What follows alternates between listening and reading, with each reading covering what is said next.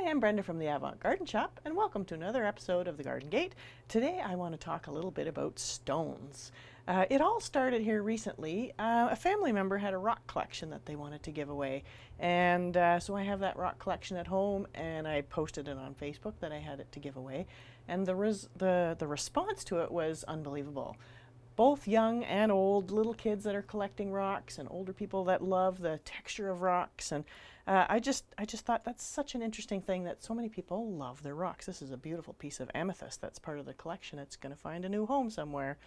But so many of the products that we have at the shop are related to stone and related to the earth and creating things out of products that we can find naturally.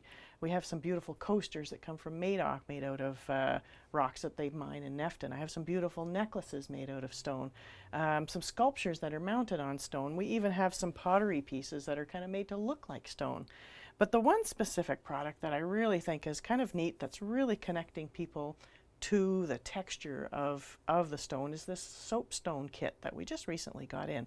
They're made in BC, and it's for kids and adults alike, and they basically start with this form, and in the little kit that you can see here, they include everything that you need to actually create the final image, final figure. There's sandpaper, there's all kinds of great stuff.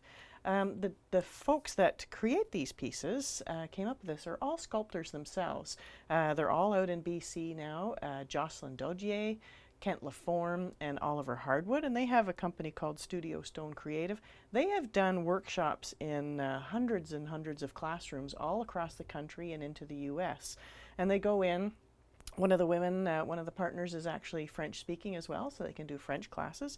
And they work with the kids and adults and show them how to do it and talk to them about the stone, and they're sculptors themselves in other careers besides this. So they've trained in Italy, they've been in Quebec, they went to the Nova Scotia School of Arts. So they're really, really great artists. And I think it's just such a great thing to connect you and to feel the stone. Who doesn't love picking up a rock and giving it a little touch?